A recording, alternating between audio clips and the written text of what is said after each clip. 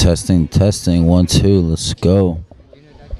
Welcome to another episode. We're going to do our little check that we do to make sure that everybody at home can hear us. We're live at the Jungle Hollywood with some special guests tonight. Let's see what's going on. Let's refresh the page here on our Twitch TV.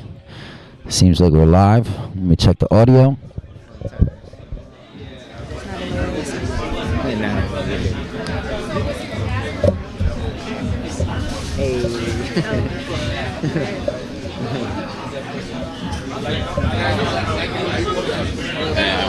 Yes, we're live.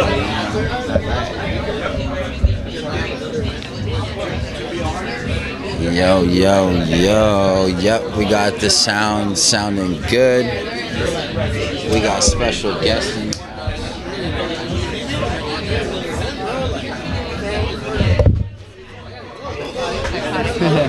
What happened? Microphone's falling? Oh. Oh, yep, let's make sure this chair's got to come up and over. Alright. It's the bags. The bags got to be behind us. There's a space right underneath this stage that you can kind of go into. Here. If you go this way. Oh, back here. Yeah. What's up? It's a live show. This is what we do. We're just trying to make sure we have a safe environment. And we're here live at the Jungle. Alright, let's get you in those.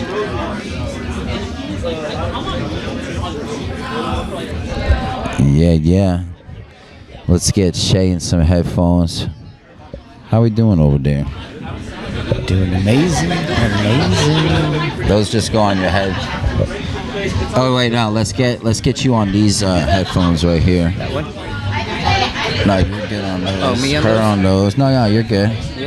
Yeah. What's going on, everybody? Yeah, we have some special guests. I'm your host, d.Lo.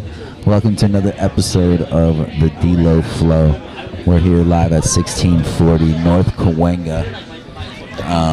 Here at the Techno Night Market with some amazing vendors, huge community supporting each other weekly. This party's been going on for over 10 years.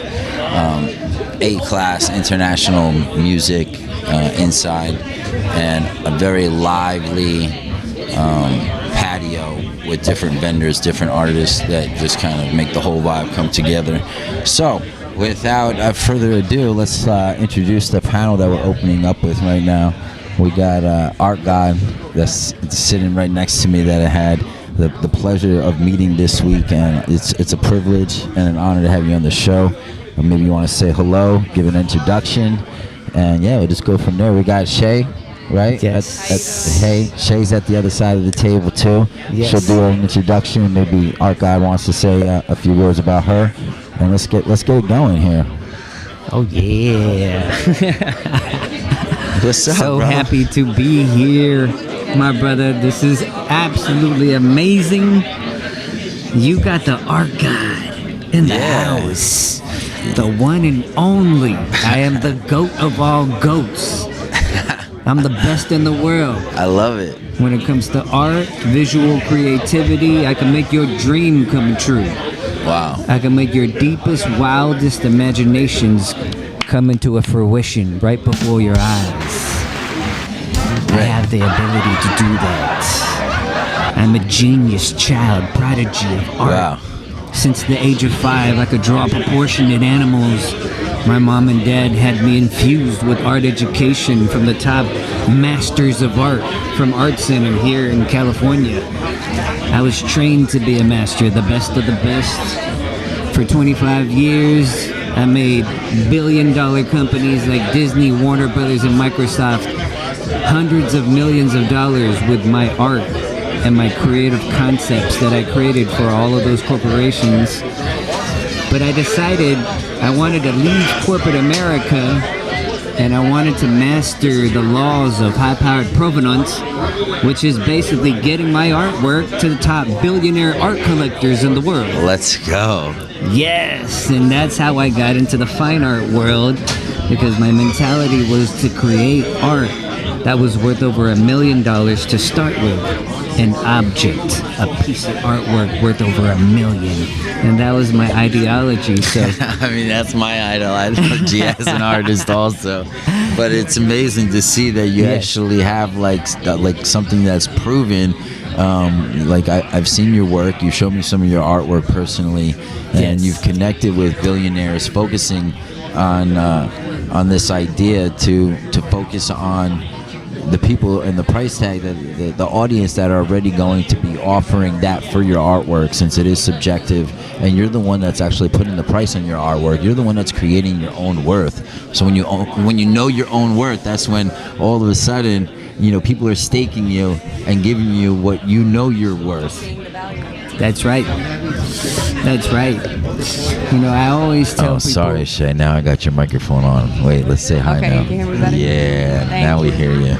Yeah. All right, yeah, we're fully functional here. Sorry, you guys, it's been a rough week, but Art God showed up. It's a pleasure to have you here. I can't wait to talk more shop. And then Shay, Yes. what's going on? A super special superstar How you guest doing? of honor here today. Okay, so I just came from Modesto today. I'm in LA.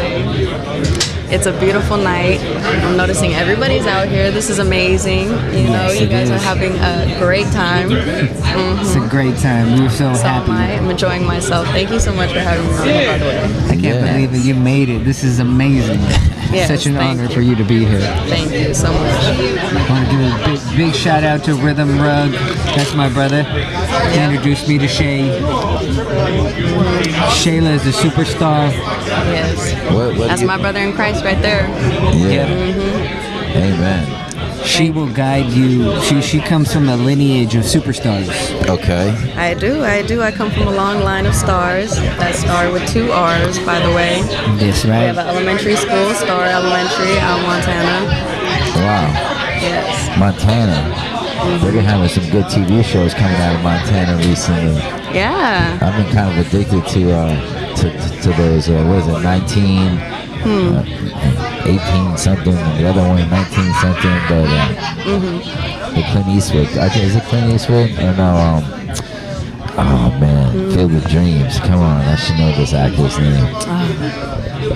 He's the one doing all those westerns up there. But yeah, some good content. I need to go visit Montana. So wait, you're involved in schools? No, it's just my family. I'm Native American, and this is one of our elementary schools that we've owned for a long time. Nice. Yeah, So you provide a school for students. essentially. Yeah. Well, that's pretty cool. It's- Appreciate right. that. I mean, if we could further education and give people a space to come learn and gather, I mean, I haven't met anybody that can say that their family has a school, so Star School. Yep. It's Star School. Elementary. starting on 2 hours. Yeah, 2 R's. That's Yep. cool. Is that the family name? That is our native name. One of Okay. our native names, yes. Our family last name is actually Takes Gun. Takes gun? Takes Gun. Takes gun. Exactly how you hear it. It's exactly how you spell it. Yeah. You can show me your gun, but it takes gun. Wow. That's really cool. Yeah. Blackfoot Res. Wait, what? Blackfoot Res. That's where we're from. All right. Some nice shades got left here on the table. Ooh, bro, these are heavy. So, what's going on? Any kind of any projects going on right now, Art God, that we should know about? Is there like a current project an art piece that you're working on, a new billionaire that you're drawing? Are you throwing workshops that we could come and visit and hear you speak? Like, what's going on with you right now? Let me break down for you. I feel as if we got billions of different projects that are going on right now, all simultaneously. Just to start it off, I am doing philanthropy and innovation. for the world when it comes to art projects this year. Created something called Art Therapy Global, which is a project that I'm partnering up with a billionaire family in Beverly Hills. And they work with UCLA and the hospitals for bringing innovation and philanthropy towards UCLA. So we're going to work hand in hand with them, and we're going to build Art Therapy Global Kits, which is basically these boxes with canvases, easels, paints, and the art guide. I'm going to be the face of that, and I'm going to be doing artwork with all the major celebrities out there. We're starting with Kanye West. We have Snoop Dogg. Okay. We're also working with Martin Scorsese. Let's go. We are working with Forbes, UBS Art, Vogue. So these are the high-power brands that I strategically wanted to focus in on, which is the high-end luxury aspect of art, value. LVMH, Bernard Arnault. We're going hard all the way in. Let's go. My panel's stepping up their game, you guys. Making big moves, working with some big players, and with projects that are driven with a sense of community and passion to kind of give people tools and allow people to maybe like harness different talents that they couldn't nourish themselves with their available resources. So it's really good that you guys are putting these little boxes together. That kind of excites me. You're working with some big players that definitely have more outreach. And so it gets the message out there. This is big things happening here. And it's a pleasure to be able to hear about it here on the D.Lo Flow.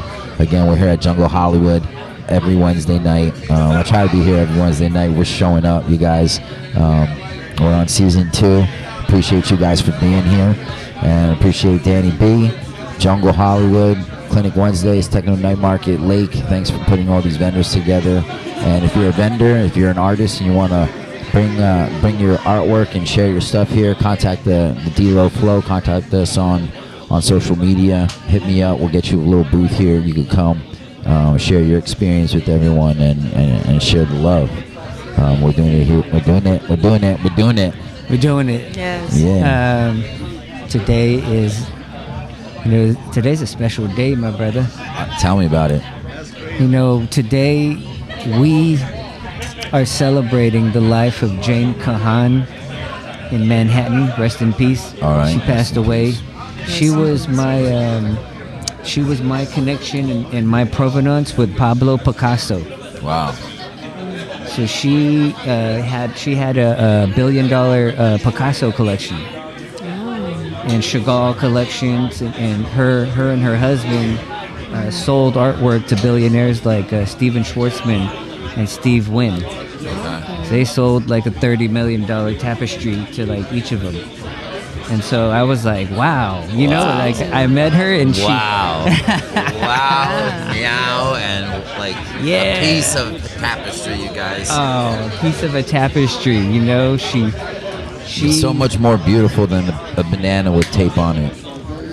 Thank you. Right? Mm-hmm. Absolutely. So, and for that to be eaten right afterwards, it's like, I don't even know where we could continue. Like, we've had a gap of, the fine line of what is art and what's creative, momentary art, right? Like there should be a category for momentary art, where it's like things, and I do like splat art, and I do like art in a very kind of ununiform way. So I don't, like I love different types of methods, but it's interesting to meet someone that's connected to like the foundation of like what fine art. Fine art, blue chip stuff, like and seeing pieces of art that have lasted generations now, and people are still buying, selling, and experiencing like a piece of tapestry. Wow. I can't wait to start making my little collective scarves and stuff. Little cashmere scarves with my artwork on it. Let's go. You know what? Want me to tell you, my brother, since we were on the topic of the billionaire art, Yeah. I wanted to tell you right now, me as the art god right now, I find it the most incredible feeling in the world right now. Because I'm challenging billionaires how much value I can make out of their assets. So all that I'm saying to each billionaire is, oh, you have a $50 million mansion? Right. We'll make that $50 million mansion into a $100 million mansion by me putting artwork on your mansion. Yeah. My friend in Bel Air, we had a house that we call, gosh, now I should know this. Artist that does all the Keith Haring. Keith Haring, So it was yes. the Keith Haring house, and Yes. you walk through, and he had original Keith Harings in every single room. Wow. And there was like these beautiful murals within like the fireplaces on the bottom of these like it's circular staircases with someone that was repurposing, like recreating Keith Haring style art within the walls, and the furniture were like Keith Haring original, like, you know, pieces of furniture that were like cutouts of his art, and the whole house. And like you took a shower, and then you were welcomed by a Keith Haring robe with all the artwork. Yes. It was amazing. It was cold. It was so good.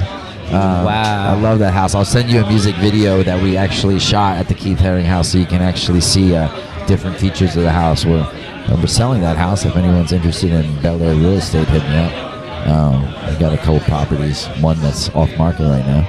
Who's the owner of that house? That mansion. He's a best friend of mine. Yes. The homes have been, you know, kind of split up into different LLCs, so nobody knew that there was one owner that had collected over 9 different properties and homes, and it was like a 20-acre stretch of gardens and properties, and everything was interconnected. He just kept buying more and more neighbors. What? You want to get us drinks? Mandy Moore's coming into the show? Mandy Moore's coming? Oh, Manny's coming. Let's go. Manny's on his way. Hey. Just a big shout out to Thread House. We did an event with them last week in downtown LA, where they brought the community together. They're doing a DIY hub for different artists, different creatives, especially in the fashion world, where they're going to be giving them tools, sewing machines, heat presses, different tools like that, and now embedding technology, NFC technology, so that we can bring, you know, Web3 blockchain technology into connecting art pieces in the art world and the artists within pieces that are created, different hoodies, you know, one-off collections with bags, anything, so that you could just scan the NFC chip, stay connected with the company and the artist that actually gave you that, with, you know, future drops, different things that they're doing. So we're going to be using that for our clothing line. It's connected to a movie that we're going to be that we're already working on. If the script is going through second drafting right now, but Fuck You Money, the clothing line, also the brand Fuck You Money, that's going to have billionaire life quotes. They're going to be used within the movie. Yes. And they're going to be placed on different garments, and there's going to be, you know, one of 25 sweatshirts with, you know, billionaire life quote number 122. Right. And then when you scan the chip, you can learn more about that life quote and how to like maintain that mentality, and how to like, you know, live in that mindset of saying you're already there. You just need to believe it. Right. You know, you're the one that creates your experience. Yeah. That's right. So let's And who go. came up with the name? So Fuck You Money is going to be based off of one of my close friend, Aaron, his real life stories of working with home staff billionaires. So these billionaires, they have home staffs, and he's the chief of staff to multiple billionaires, and, you know, he's opened up, you know, big, huge hotels, these, you know, companies and things like that. And now he's just sort of like telling his life stories through working with these high profile people, and the extravagant, the exuberation, like just the complete like other side that we don't know anything about, because it's not millionaires. Like, this is billionaire status, and he's so we're starting off with this movie. It's called Fuck You Money, and it's an incredible script. We have our dream cast put together. I believe Martin Scorsese, you mentioned him. You should have a copy of our script. It was sent to him. I heard that there was even talks about maybe possible Leonardo DiCaprio taking this on to direct. Yes. It's big. Like, it's supposed to be like, the next Wolf of Wall Street. And after the movie, we already have like a series lined up, ready to go, where we can branch it off and create a TV show that follows the genie to these billionaires. That like anything you want, anything you ask for, your dream is possible. And he's like kind of like the concierge to it. If he needed that art piece in a house that was like, all of a sudden he needs 1 week to turn it into like the art mansion, and everything needs to be painted and graffitiized, and he's calling you. At least he knows to call everybody else, and he's the one that strategizes and brings the whole world together and delivers the unicorn. So look out for that. We got big projects. I just found out I was starring in a horror film. There's a new horror film being written by Dante Tomaselli, and we're gonna wrap up like our first 2 movies, the stories, and this is like what happened to my character 20 years later, and you're gonna see which like it's our fans are gonna love it. You guys are gonna love it. If you know Desecration, Horror, Satan's Playground, Torture Chamber, all those movies that I've done growing up when I was younger. I'm going to be working with the same director, Dante Tomaselli, and we're going to be bringing the Scream in the Dark is the working title right now. Big things happening at the table. We got our God with us, talking, preaching, letting us know that it's possible. Shay's over there at the end of the table. You got some cheddar chips, some cheddar crackers. I do. Do you want some? I might have one whenever you open them. Club with the cheddar. I got you. Yeah, club. Always prepared. Oh, is there like a little piece of turkey on that? Or is it just cheddar? Oh, that's a little man with the cookies. Oh, he's like a cute little elf, huh? Yeah. Oh yeah. We like cute little elf. Brother, that if you guys want to brand with us, we will drop your product here on our podcast and mention your company, and maybe put up some branding here with the jungle. Always an option if you want to reach out to us and get involved in the show. Find out how we could grow and reach a bigger audience. We're willing to work with everybody, so come on down, join the podcast. We're live here, and we're not going anywhere. We're gonna be chilling. Some people are gonna want to jump in, and Art God's definitely got some more words for us. He's just getting started. He's got wisdom to share. Dude, they got a lot of wisdom to share with y'all. My brother, the Fuck You Money is the art god's life. Yeah, let's go, man. We can work on that together. It was real when we met, and you told me about that, and so we met, and he said, yo, I'm making a movie.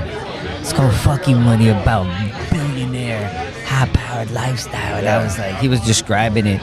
It was just I'm gonna send you the package, this little treatment that we have, so you can like get kind of caught up and briefed on it. I listened to him, and I was just like, that's my life. I was all like, dude, I'm in Beverly Hills, Bel Air, like the $100 million mansions. Yeah. Those are the Manny's here. Yo, Manny. Yeah, I guess our God and Manny be knowing each other. Manny in the house, Thread House. How you doing? Showing up strong. What's good? Come on. We united. And it feels so good. Let's go. Shay. What's up, brother? Oh my God. Yeah, we're here. Big things happening. We did a Manny takeover last week for his birthday. We had an incredible event, like I was talking about, downtown, where he does these DIY hubs now. I think they're going to try and go nationwide in multiple cities, open up these DIYs, giving people the tools, sewing machines, printers, heat transfers, fabric, NFC technology.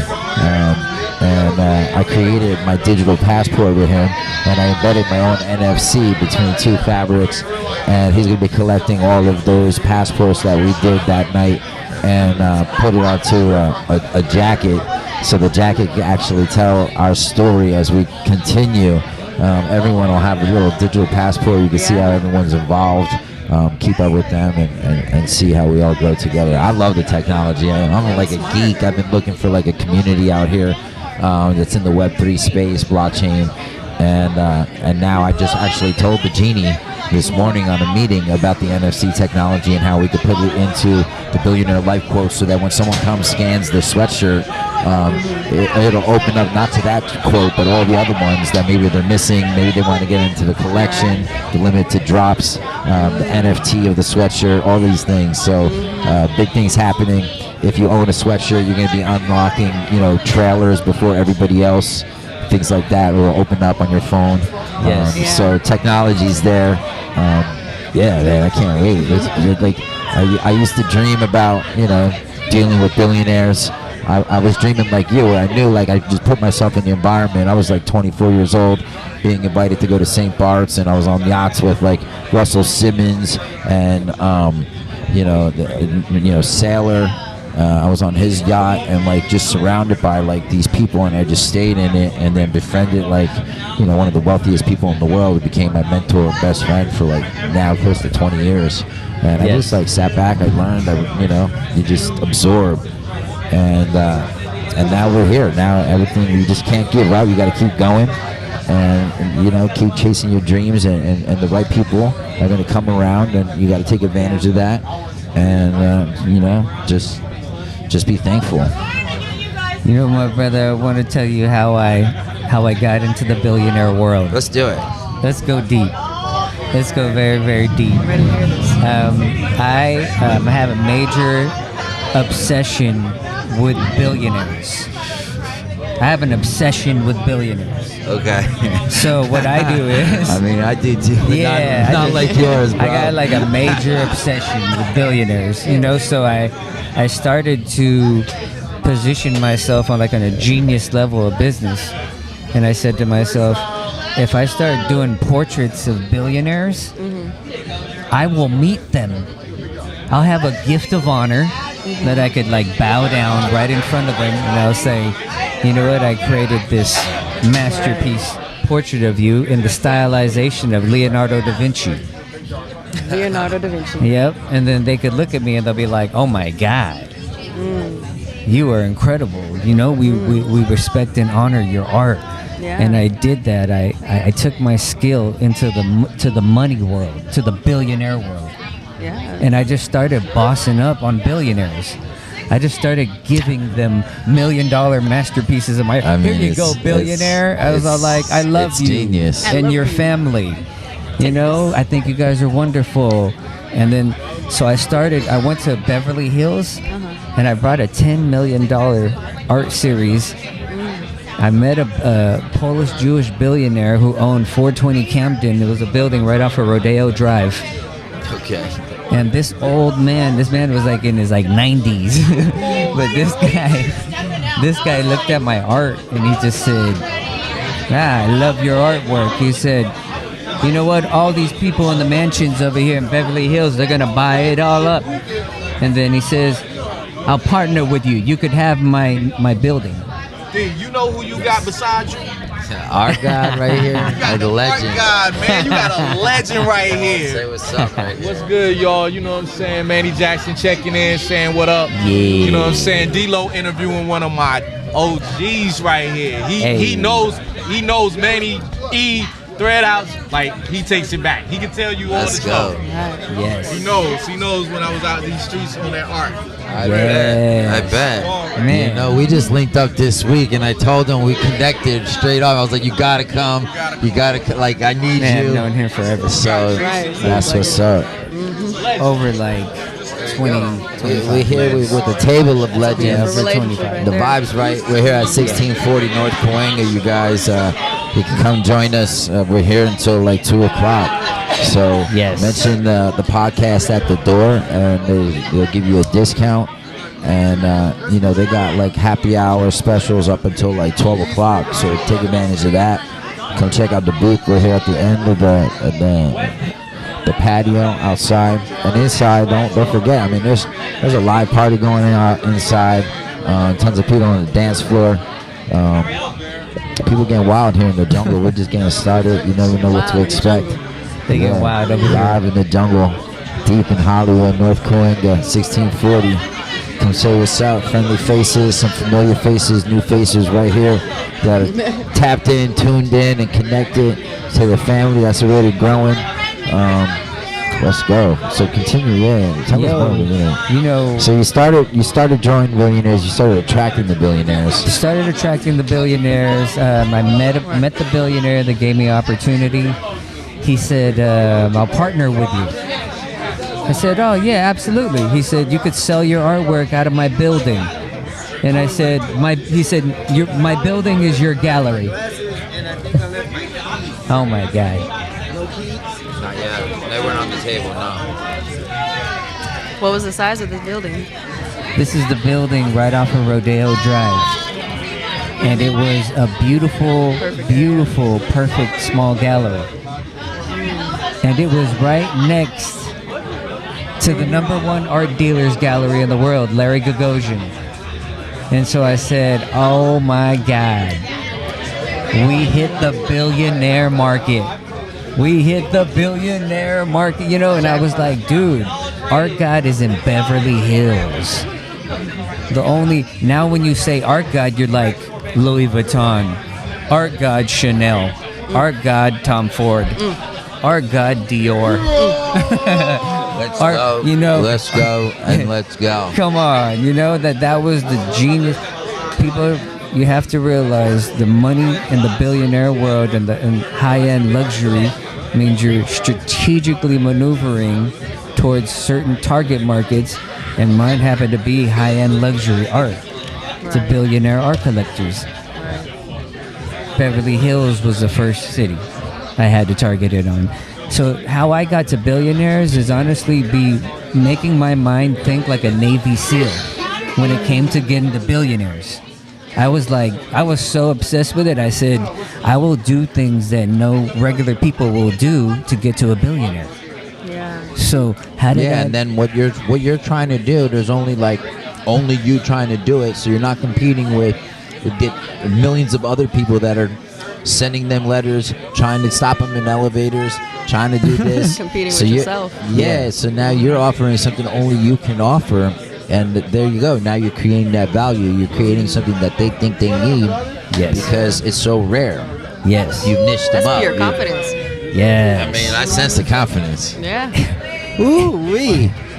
And Let's go. I'm trying to stay confident. Talk to this guy. Come join us on the podcast. you know, art is only about confidence at the end of the day. Right. The more confident that you are, the more that you're able to create things that other people are too scared to do. Right. So that's the most powerful part that I learned about art. Because your confidence is your sense of entitlement in this world gets you what you want to be created.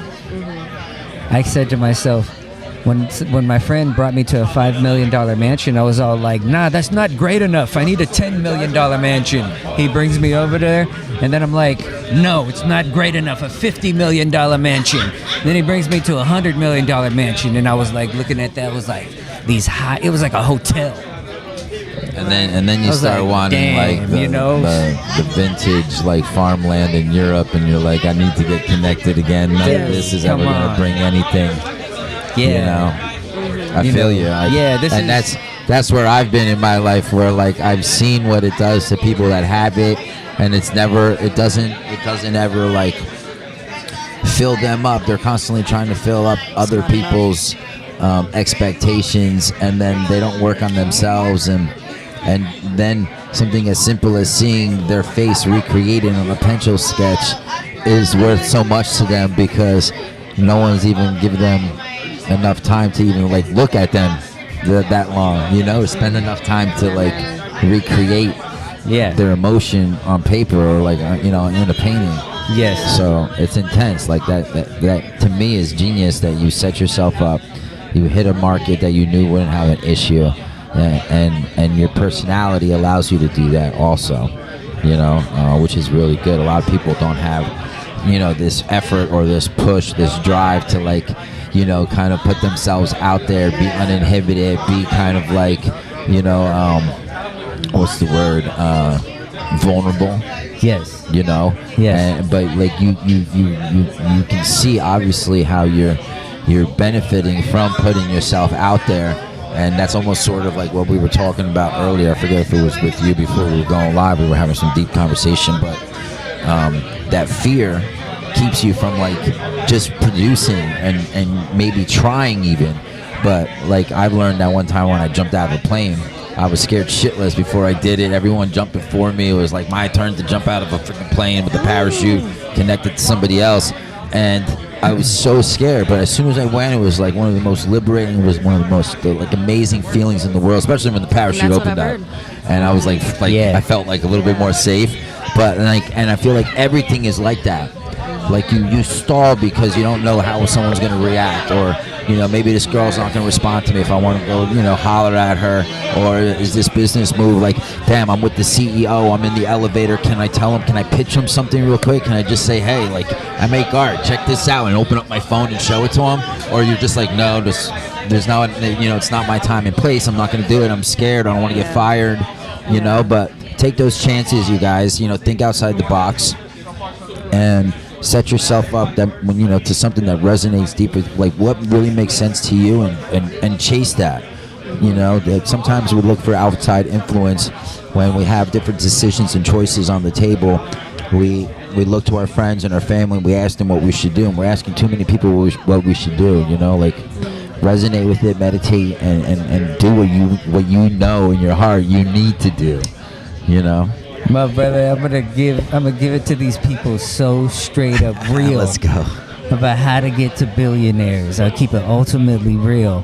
The only way that you can get to a billionaire is if you think way outside of the box of normality. If you try to think in normality to try and get to a billionaire, you will be stopped by gatekeepers very fast. Oh, yeah. But if you're an individual that thinks so creative and outside the box of normality to do something to infiltrate their network and get in there strategically, then you will get to that billionaire. And that's what I do. That's why I think like a Navy SEAL. Because I think like, how can I basically get within that billionaire's network so strategically that the individuals basically guide me right to him, and I have that dinner meeting with him randomly in Beverly Hills at the Beverly Hilton Hotel, and we're all just hanging out right there. The connections aligned it. It was a business scenario. Their billionaires are always business minded. They're wanting to network. They're wanting to work with innovative people. Yeah, they want to be the guy that found the guy, or that harnessed and helps the guy. Always looking for that investment. Absolutely. And I've had the tough love too, where like, I'm one of those, like, I got a new idea every 5 minutes, that's like, especially now with ChatGPT, you guys are like any kind of AI, start using it, so get your ideas out there, let it harness your everything that's on your mind, set it up strategically, so when you do meet the right people, things are aligned, you're already prepped.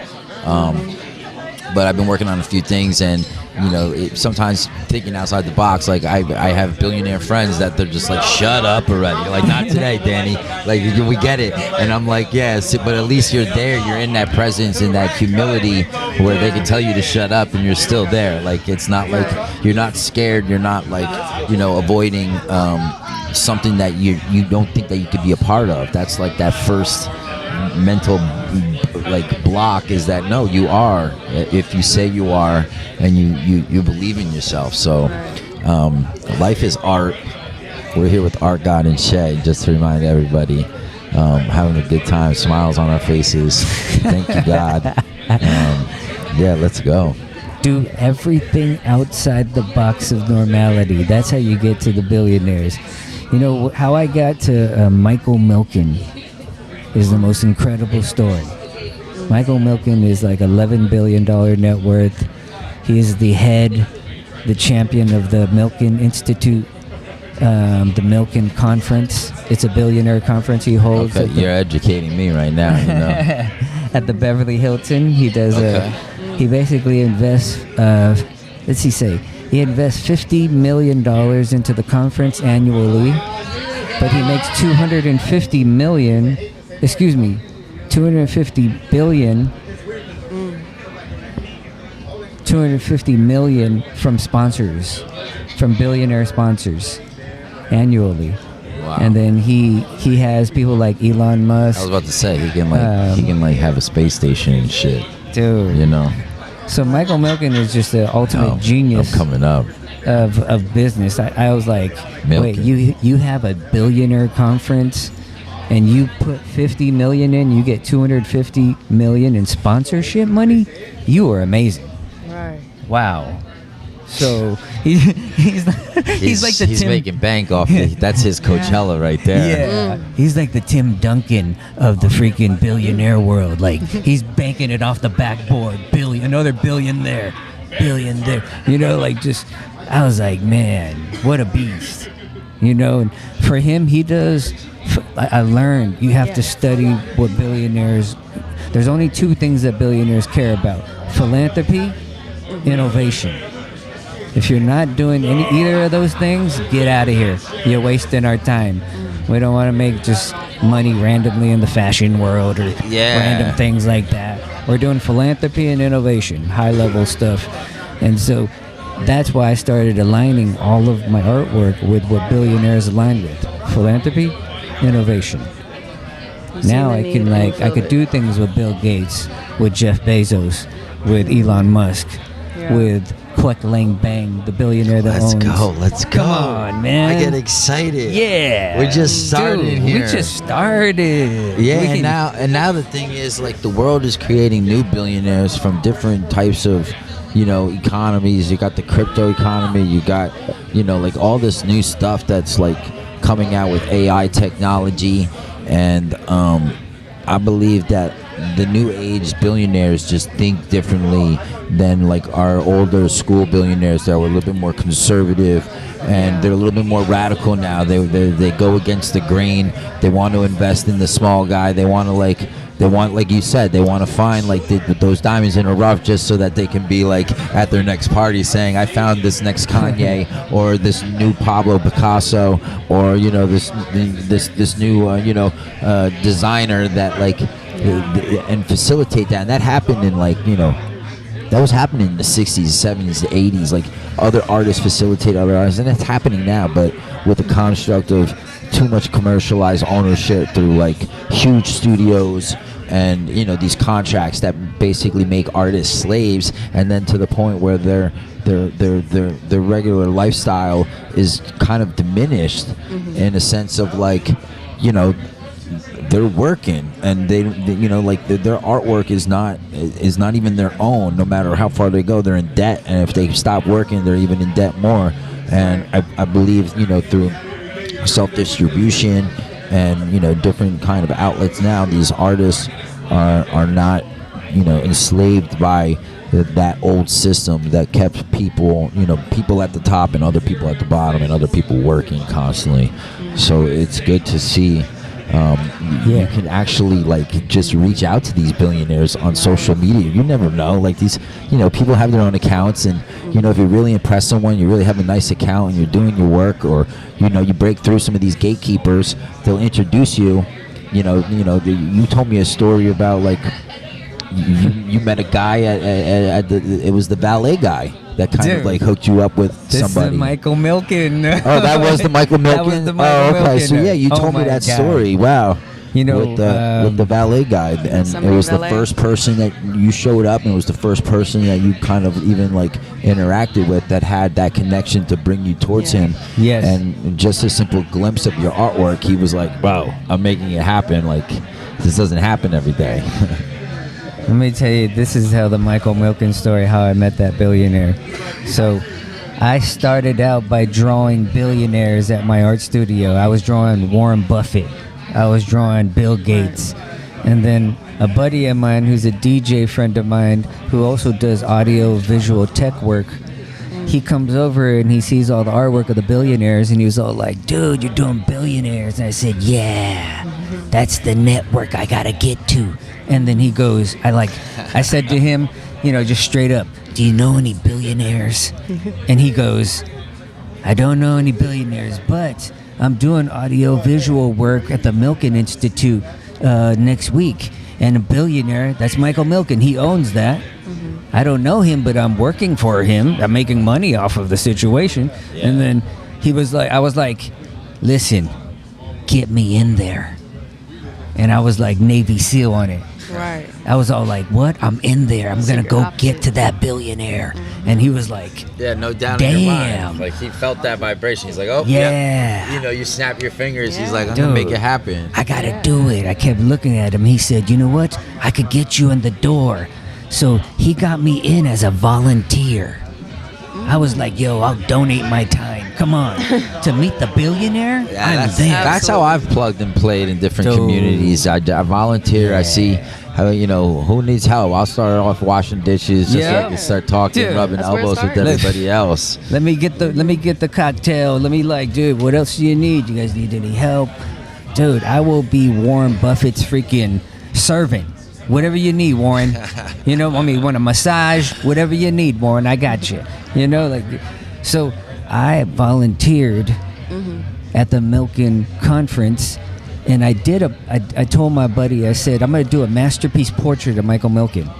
So I drew him in one night, 24 hours, in Michelangelo, Leonardo da Vinci technique. Yeah. Drawing the hell out of his face. It was a small sketch, right? It wasn't Small that's little what you were telling me. 4x6 sketch. Wow. And then I put it in a frame, and then I was like, you know what? I went to sleep early that night, and I felt like ready. And then I woke up early, and I showed up 1 hour earlier before they wanted me to get there. And I was like praying to God. And I was still kind of feeling scared because I kept saying to myself, oh my God, I'm supposed to go meet a billionaire, but what the fuck? How am I literally gonna meet this guy? Am I gonna walk in there? Who do I talk to? Who's gonna get me to this guy? I was kind of scared. And then I was all like, God, send me a message. And God said, you have already created the masterpiece. All that you have to do is show the art to the people, and the people will bring you to that man. Wow. And I was like, I opened up my eyes and I said, oh my God. And I freaking pulled up to the Milken Institute, and the first person I saw was Romero, he was the parking director. I rolled down the window and I pulled out the art of Michael Milken, and I just put it in his face and I said, have you seen this guy? Have you seen this guy? And Romero looked at it and he was like, oh, that's the boss right there. The boss. And I was all like, Totally. oh, damn. And he goes, damn, you are extremely talented. You're not just kind of talented. I was all like, yeah, I'm a master artist. I'm the best of the best. Right. And he goes, you want me to give that to Michael? I could give it to him. He's like, my brother's his driver. So they call me, and I go move all the cars out when Michael comes into the office. So I was like, damn, okay. And he goes, but I can't give it to you. I got to hand it to him. Right. And he goes, Yeah, I need to stay in the equation right now Yeah. because I need to have that conversation. And you told me you needed to see his face when he looked at it to know Yeah. whether or not he liked it yes. or if he loved it. There you go. Right. I There remember. you go. Yeah, that was profound.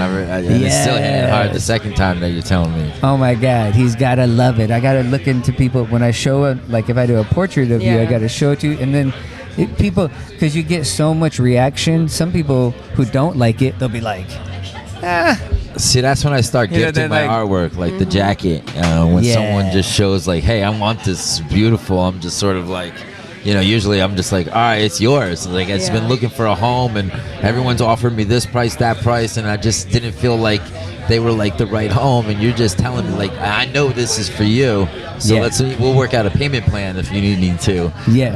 But it's yours. Yes. You know that, and finding like sensing that and seeing that in someone's face is like priceless. That's like Yes. that's why you're actually creating. That's the reason why I'm creating, is to like have that personal connection and see someone connect to something that you're sharing. And if it needs to find a home, you want it to be in a home with someone that's gonna definitely enjoy it and respect it. check out how the story goes crazy right here. So I'm at the Milken Institute, and I show it to Ramiro, and I said, yeah, Ramiro, I got to give it to him, though, right? Ramiro goes, take down my number. I'm going to, when my brother comes in, I'm going to call you, and I'm going to bring you up to Michael's office. I said, oh, man, bet, I got you. And then he takes my number down, and I'm driving a gigantic, like, 50-foot truck for the Milken volunteer. I'm volunteering to drive the truck with all the camera equipment, all the resources. We're bringing it to the Beverly Hilton. And he calls me up as I'm driving that giant-ass truck, and he goes, It's your moment. hey, my It's your brother, time. I just saw Michael. He came to the building, and I told him about your art. And I said, yeah, you gotta meet him. I'm bringing you to him. He said, bring him up to my office. And I said, you know what? I'm coming back over to that building, bro. I'm moving right now, and I'm driving this giant truck filled with it just to get to that building, have that face-to-face. And I get back over there, and this is what taught me everything about life when it comes to gatekeepers and basically tearing down the walls of these gatekeepers.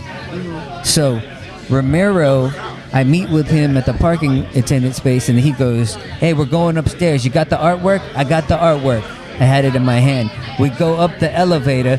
The first room we go into is Michael Milken's assistant. And his assistant is like this big giant office that's like a judge's chamber. And he's like, there's like bookshelves of business law books and everywhere. And then he looks at us when we walked in the room, and he's just like, excuse me, gentlemen. You can't go in to see Michael until you get through me. You got to have basically let me know your business and what you're stating in the time frame, because Michael's a real busy man. And then Ramiro looks at him straight in his face, and he goes, it was so gangsta. He goes, the boss told me to bring him through. And then Michael Milken's assistant's like, he looked at Ramiro like, whoa, he didn't expect him to bite like that. And he goes, let me bring you to the next room. Yeah, I got the art god with me. We got the art god. He's like, show him the artwork. And I showed the guy the artwork. He's all like, okay, come to the next room. And then the next room is Michael Milken's secretary. And we walk into Michael Milken's secretary room, and the door is open. You can see Michael in the office, and his secretary's like this. No. What are y'all doing here? You can't be here. Michael's in a meeting. He's doing $1 billion like meetings right now. Well, you're just walking in here. Yeah. Ramiro and the art god. Yeah. And then You got the joint lit. oh man, The dude. cocktail on the other hand. You're like, nah, I got it. She was all heated, and she was all like, you can't come through. And then Ramiro, like the gangster he is, he looks at her straight in the eye and says, the boss told me to bring him in. The boss. The boss. And then Ramiro is so gangster with it. He's like my guardian angel. He's like God sent me an ultimate angel in Ramiro. He's so gangster with it. He saw Michael in the doorway, and Michael's even on the phone, and Ramiro starts waving at him. Hey, Michael! Michael! Look, I got the artist. And then Michael's like, come on in, fellas. Right. And then we walked right by Michael Milken's assistant and his secretary, and I was like, and they were looking at me. I was just like, damn, gatekeepers. You try to stop me? You try to stop the art god from You got getting my thrown. art to the Master billionaire? artist. Come on, you can't Stop him. Can't stop. But it taught me you have to be relentless. Yeah, resilient. Relentless. Resilient. Those gatekeepers, they will fight all the way to the people that are closer to that billionaire will not want you to see them. Right. Yeah, all the way down to that. And that's what I learned about getting to billionaires is you have to think outside the box of normality in order to meet them. I always tell people, find out about their families. Find out about their best friends, their assistants, the people and the things that they enjoy. All you see, like I haven't said, you're if you're scouting a billionaire and you want to infiltrate. I say infiltrate because my mind thinks like a Navy SEAL, because you have to do things that are like 007. In order to really get to that man, you cannot think like a normal person, because I tell a lot of friends, they always keep saying, oh, I'm not around any billionaires. But I said, you don't have to be around any billionaires. You just have to want to infiltrate that billionaire's network. That's what you have to do. And if you're not thinking like that, you'll never get to him. You have to know their network better than other people, and that's we what need to gets you there. infiltrate. I need to start showing my artwork to all these billionaires. Yes. And you need to come see my artwork too. I'd love for you to come check out the studio in Hollywood. I'm right there on Sunset Boulevard. My new Marilyn's hanging up on the walls if you want to come check it out. I got some really cool paintings there. Some cool things. Come on, Marilyn Monroe. That's the ultimate billionaire. It was here last masterpiece. week. Yeah. This one, I'm kind of glad I didn't sell it, because maybe you can help me get a price that I think I really want for it. Yeah. As opposed to settling for something right now just to pay the rent. Yeah. I'm seeing like in the right community, this Maryland, even at an auction or something, or if people knew it existed. Yeah. Especially like, people with money that appreciate Maryland and this artwork. Like, I know you are God, but I'm coming in quick as like the art prince or something over here, and I got a lot to learn still. Can I tell you something? Yeah. Straight up, my brother. I'm gonna make a $1 million masterpiece out of that for you right now. All right. So this is what we're gonna do with that Maryland. Okay. So I'm gonna help. We're gonna basically do this. Gonna position the business on like a billionaire boss right now. Yeah. What we're gonna do is this. That original art piece right there, we are going to basically tie that into a campaign. Okay. A legendary genius campaign called You Remind Me of Marilyn. Oh, that's good. Yeah, You Remind Me of Marilyn. And what we're going to do is... I dyed my hair blonde when I was painting it. And I actually channeled Marilyn. I have a dog now, Swishy, for like 17 years, 18 years. She's been my companion. I found her in the street. You met her. I think maybe she was at the house that day. Oh, yeah. So Swishy is basically like Marilyn Monroe's energy in a canine. I live with her. I breathe with her. And she's been my companion here in like, the spirits of Hollywood. And in my own world, because what you believe becomes your reality. Marilyn's been in Swishy's kind of shell and living as like a dog, and we've been traveling the world together, and it's an interesting relationship. So I've always been really connected to Marilyn, and I know that there's other people that are even more hyped about it and would love, and wait till you see this. I mean, come on. I'm pretty confident, but I'm gotta learn from our God to say like, I threw down on this art piece. It's amazing. People are looking at it and they're just like, it's like, it's hard to produce stuff that people aren't used to seeing. So my artwork, I really like, if I'm gonna do it, people are gonna be like, wow, I haven't seen anything like this before. I want them to feel like they're looking at something brand new, something outside the box, right?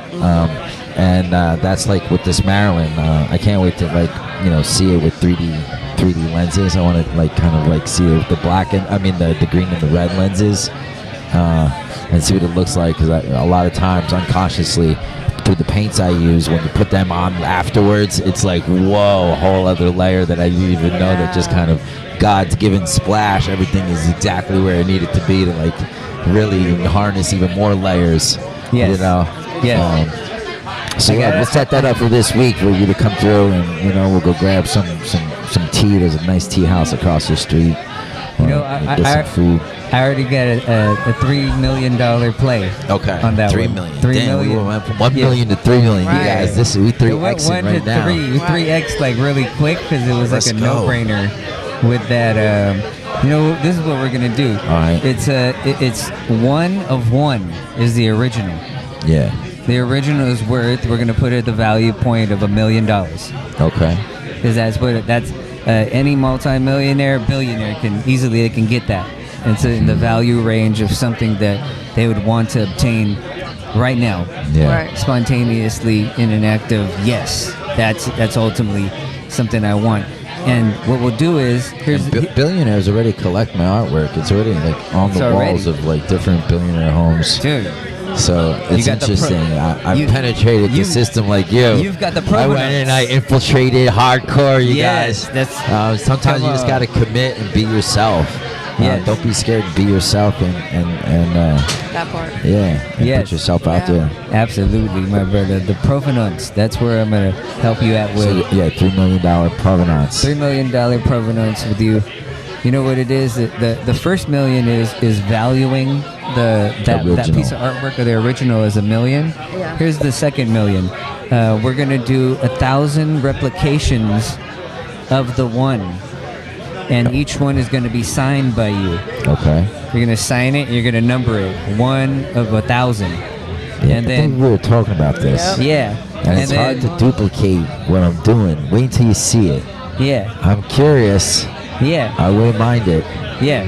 But like I have like fabrics that come off my canvas and like, like that's hard to like duplicate, but we could. We had what we're going to do is we're going to get it's got to be the most amazing high-powered photography. We're going to do it, yeah. We're going to figure it out. Photography of it. And then what we're going to do is you're going to make 1,000 replications, and they're going to be $1,000 a piece, and that equates to $1 million. Yeah. On just the reproductions. Exactly. That's not even the original, so that's $2 million. Here's the third million. We're going to take that design of that Marilyn, and we're going to put it on fabric and fashion. Yeah. That's the third million right there, because we're going to sell products that are ranging from $30 to $50 to $100. Yeah. And they're going to be all different types of fashion with the art. Yeah. See, so that's already $3 million in financial goal value, right? Hey, I'm not gonna say I believe in it. So we're gonna make that meeting happen the same way we made this meeting happen. Yeah. Come through, come check out my stuff so you can see like the texture that I have in my artwork, and see how we can actually duplicate that, put that onto clothing and fabrics and bags. I've done different chairs. I've done lots of things for different people. I've created full-on tables for people. I've designed people's rooms. I do lots of huge panels that are 4 feet by 8 feet that are totally embedded with rhinestones, Swarovski crystals, different fabrics, embedded with necklace, silver, gold. I go crazy. I just start using anything that I'm around, that's around me, and I start using using acrylic to just embed it onto the canvas. So I usually do my paintings flat, but then when you stand them upright, visually it's crazy because you don't know how it's set in there. You're it's a little weird. And usually I don't use any glue, so everything's just everything's embedded into the acrylic. It's really fun. I was thinking too, my brother, I got this great idea, genius idea for us. The Fuck You Money. Yeah. The movie, I was thinking this would be awesome right here. I was all like, what if I can help you even with that venture right there? Because I can get to... we're early on. We're looking for early on partners right now, strategic partners. I love where your head was at. You said Martin Scorsese. Oh yeah, he's already got a copy. We already one the gatekeeper that leads to him. We're we're already at that door. Yes. They're already expecting us, and it's interesting because, like I said, it went from him to now in the game of telephone, that maybe Leonardo DiCaprio wants to do it as a directorial project for him, which would be really cool too. But we sent it to Martin Scorsese with a real Ferrari key in it, real $100 bills. He opened up a leather-bound, beautiful package. I'm gonna show you the package for Fuck You Money when you come over to the house. I'd love to see that with the artwork. Yes. I'll show you the physical copy, and then we're already working on the second draft of the full-length script. And big things happening. We're working with a team that we're putting together, Genie Productions. That's going to be, really diving into pre-production mode We're going to be doing the script breakdown. Love to get you involved. Yes. Help us find the right people that can make the project come together. Yes. And, brainstorm on how we can connect everything with the fashion line that we're planning and fuck you money actually becoming like a lifestyle. Yes. It's the I'm gonna help mentality you guys with that. like when you have fuck you money, you're not getting fucked. You're the one doing the fucking. Yeah. Like you can go buy yourself an island. You can go do whatever you want to do. Oh yeah. Like serious fuck you money, and the writing, the writer's been going strong. Really good content. Can't wait. Let's go. Dude, that fuck you money, that's a real. Yeah, we just passed an hour long here. We're here at Jungle Hollywood every Wednesday. I'm D.Lo, Danny Lopes. We're here on the flow with Art God and Shay blessing us. The patio's vibing. Got some good fashion walking around. Lots of cool vendors, massage therapists here, tattoo artists that pop in and out. Definitely really cool. There's some massage people over here. I see massage tables. You can sit down and get a massage after the podcast. Nice. You can get re-energized, reawakened. They do like this little weird kind of shoulder press that wakes you up, resets you, supposedly. But they got a chiropractor? And he's like, I'm not sure if he's an official chiropractor, but it's like that chiropractor chair. He sits you down, he kind of gives you the elbow. I need the shoulder blade. Oh yeah, you can go in there. Yeah, you can kind of get like quick 15-minute body work or something like that. Make a donation. Yeah, $5 out. Oh yeah.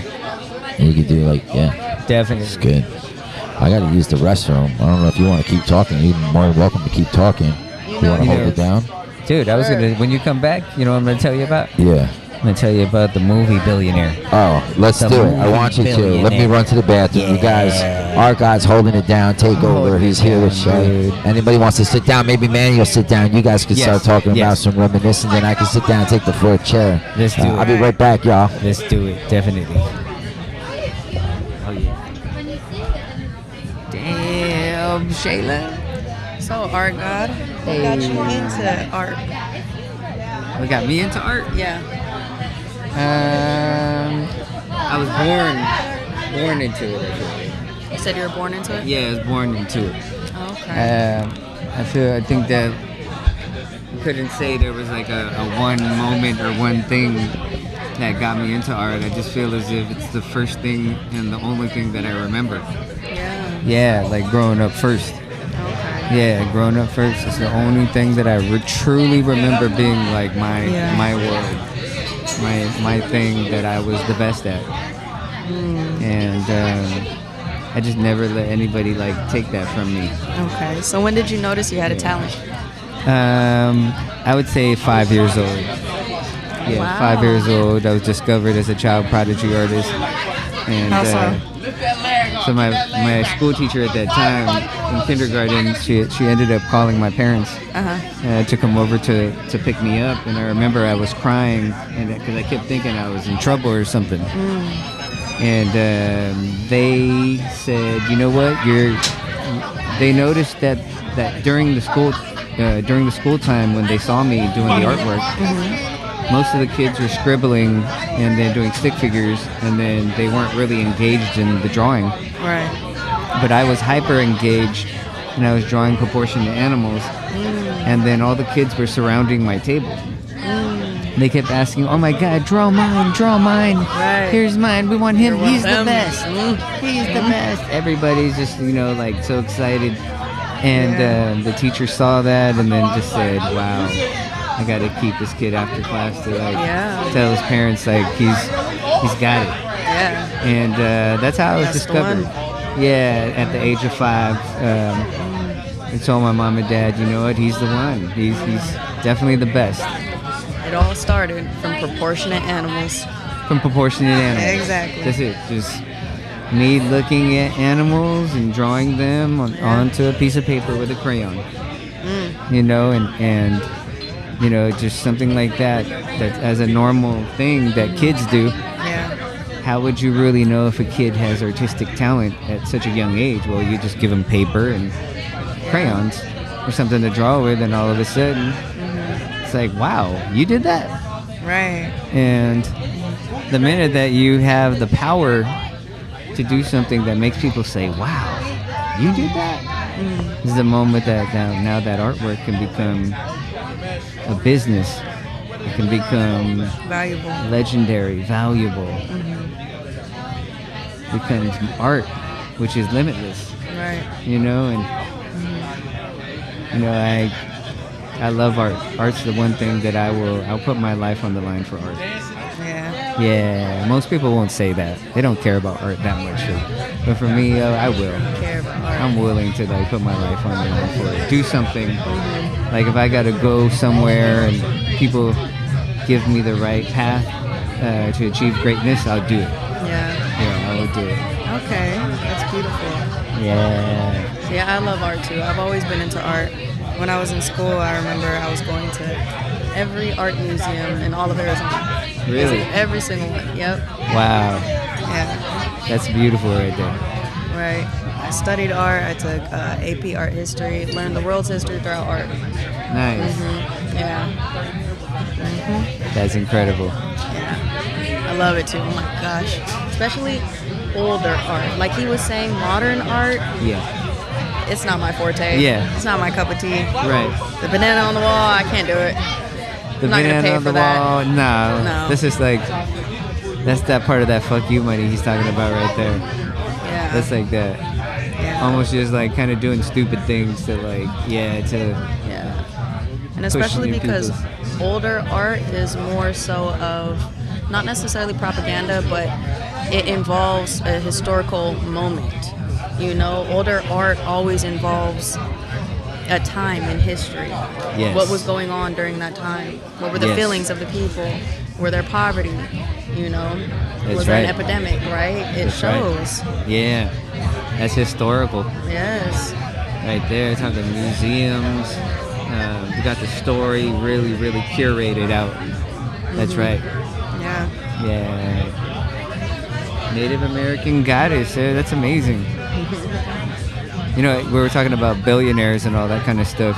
Yeah. Like billionaires, you know, people in business are smart too. They have a lot of Native American people on their business team. Yeah. You know what I mean? Because they know that like Native Americans get a lot of great benefits in this country for sure. Yeah. Right? So I know a lot of these billionaires and all that, they're very smart with positioning all that stuff too. Yeah. I learned that with a lot of these business people. Yeah. Learning the treaties, the acts, the laws. Yep. Have to. Especially when you're buying out property. Yeah. Any land. Definitely. Billionaire talk. Billionaire talk. We keep on talking about that billionaire talk. Oh yeah, let's go. Dude. We're still going. Dude, This we're is still going, the life is art. Billionaires are close by, Oh yeah. and we're in the billionaire mind status. Some fuck you money talk. Dude, that fuck you money talk, man.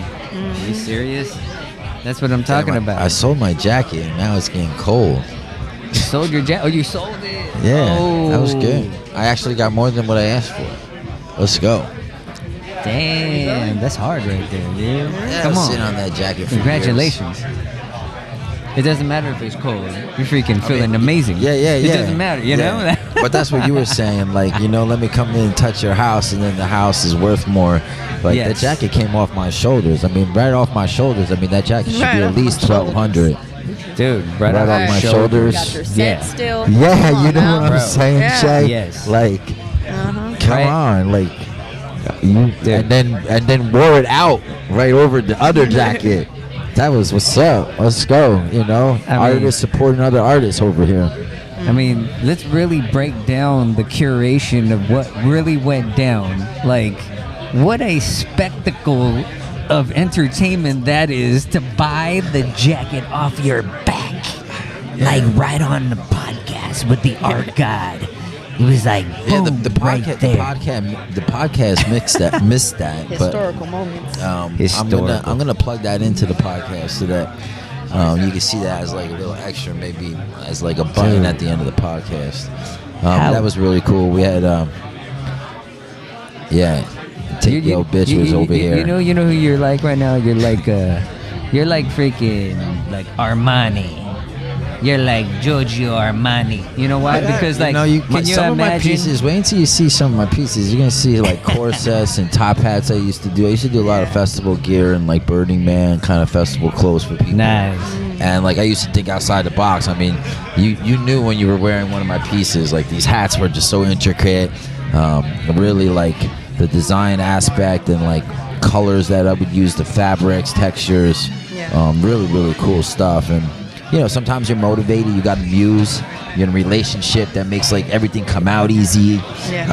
You're motivated, you're in love, and then sometimes you're struggling. You don't want to see anybody. You've had heart and you're heartbroken. You've had pain or loss, and sometimes it takes a couple years to bounce back, not just months.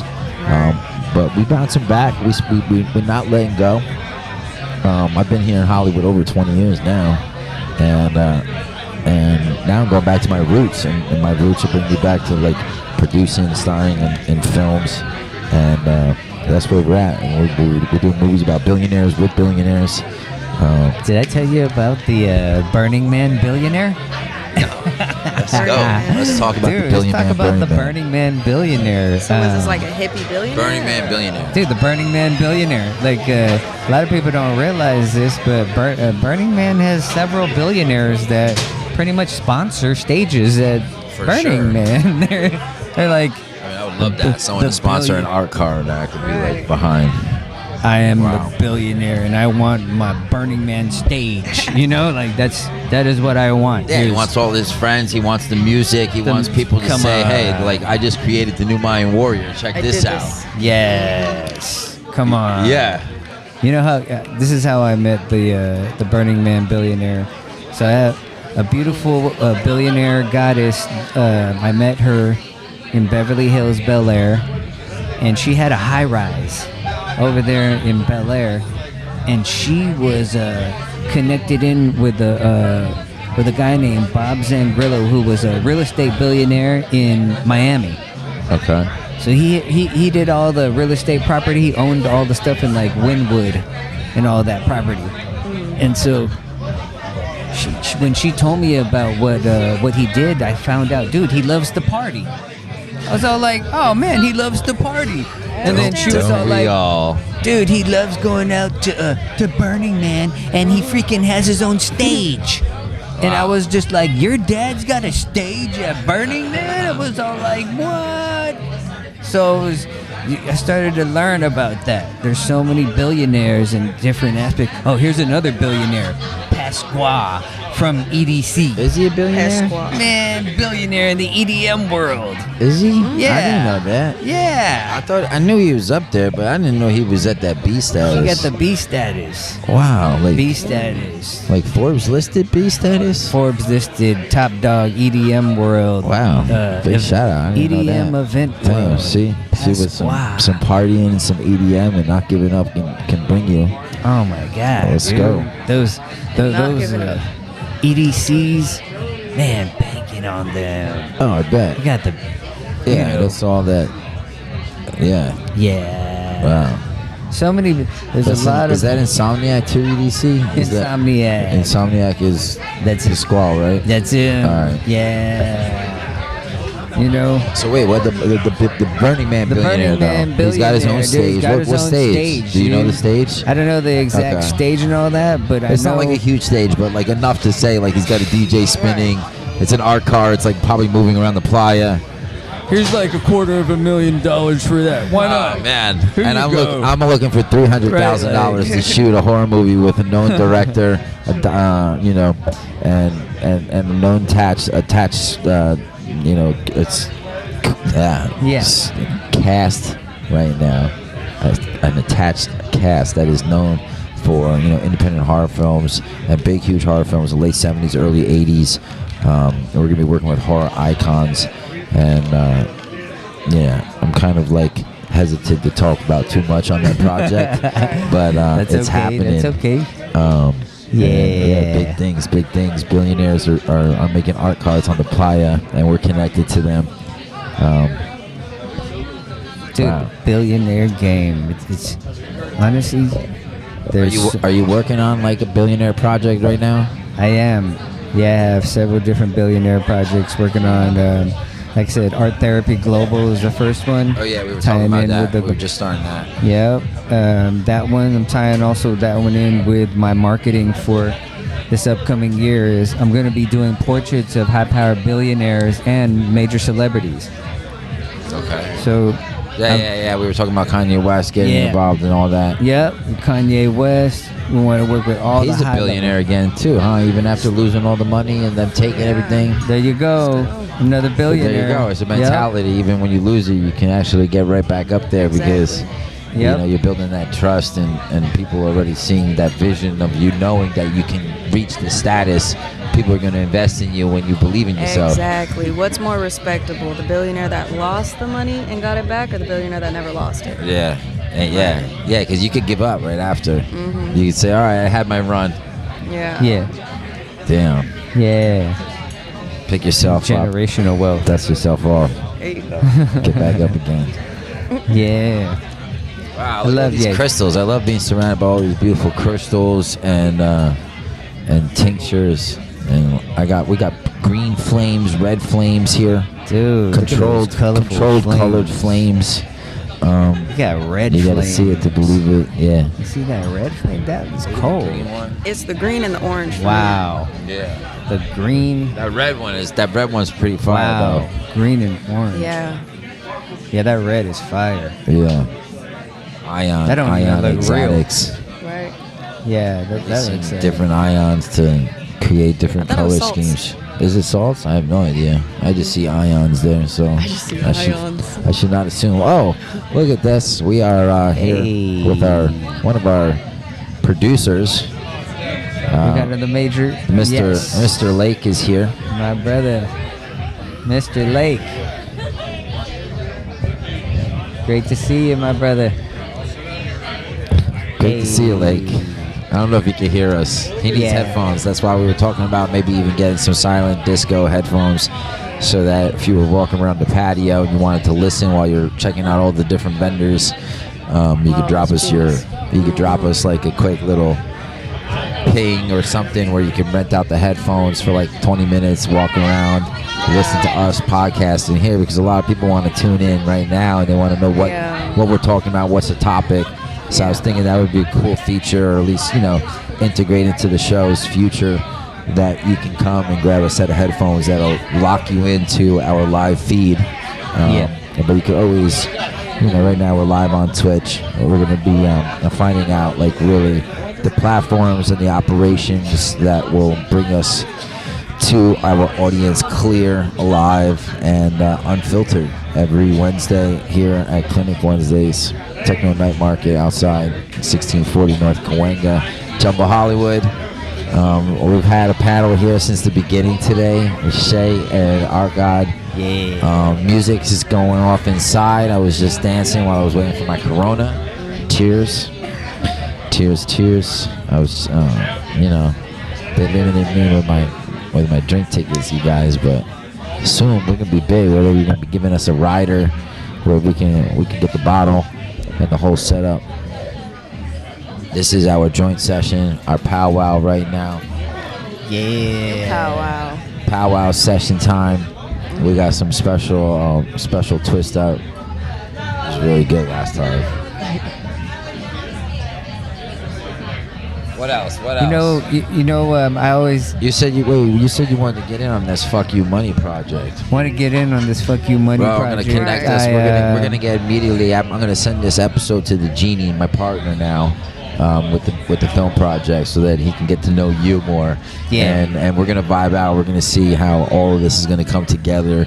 The fashion line. Now you got me thinking, like, we could actually embed artwork within the movie, and that artwork can actually be purchased after the film comes out, and you get almost like a keepsake of actually owning an art prop that is really created by real artists for the specific Fuck You Money thing. And like, imagine like owning like, oh, this that, like, we could figure out what scene the art piece is used in and things like that, and have behind the scenes footage of the making of the art piece, things like that would be really cool, incorporating technology and this interactive, the community feeling like they're a part of Fuck You Money. Like, we'll have our Fuck You Money like workshop courses after the movie and stuff with like talks from the genie and other billionaires and our God, like panels of people. Yeah. Dude, it just came to me right now. This is an easy Preach on it, no-brainer. God. Preach on it. We just gotta create, man, I can already see it. The Art God Billionaire Masterpiece Fuck You Money series. It's a series of the Fuck You Money art. Let's by do the it. I Art need to get God. in on that. And it's gonna be $1 trillion in value. A Fuck You Money trillion. Not just physical art value, but also crypto art value, NFT value. That part. All the The digital whole movie value. actually surrounds a backstory of crypto. One of these billionaires, these Russian oligarchs that the genie used to work for, was doing something in the back end with crypto and got him involved and was making him like the one calling the shots and he started working for a new. Oh man, it's intense. I can't wait. It's intense. And then the series afterwards, we're gonna open up like, imagine like Apple Plus is like, all right, let's do the series, or HBO, or is HBO still a thing? But something like that, or it's like the new Entourage, but even like billionaire status Entourage. Yeah, exactly. Billion. I'm gonna tell you, brother. This is what came to my mind. Right now, what people don't understand what's going on is there's a billionaire battle going on in the industry of billionaires, because you have old money billionaires battling new money billionaires.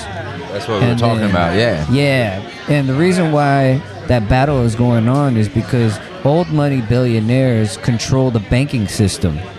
New money billionaires are doing crypto. They're innovating what money is. Yeah. So they know that Money with money no is like limits, limitless. Yeah. But old Yeah. money billionaires are like, hey, you can't bypass the banking system. We own it, So, it's like the It's Warren. archaic, and people are waking Yeah. up to Yeah. the systems being archaic and Corrupted. yeah. Yep. So that's the thing, and everyone's competing, and there's all these little pockets of, small yeah. business, AI companies, really, and different digital wallet platforms and cryptos, Yep. and it's oversaturated right now. I'm deeply involved for many years, buying Bitcoin back in like, I don't know, 2016, 2020. I was early. I was using crypto to do like I used to do massage therapy, and I used to do massage ads in publications, and I would pay with Bitcoin so that they couldn't trace it back to me, because I was kind of doing things without licenses and marketing my massage therapy kind of performance to a certain clientele, where they were on like back end websites, and I think it was Backspace or whatever it was back then. And I used to place these ads, and I learned a lesson from that. But it was interesting how like I even had like Bitcoin Backpage. left over. Backpage. Yeah. Backpage, and I had Bitcoin left over once from buying these ads. I used to buy Bitcoin like crazy. I would buy like $100 gift card from Amazon, and I would get $60 or $50 worth of Bitcoin. And it was like, I would have like a lot of Bitcoin at the time.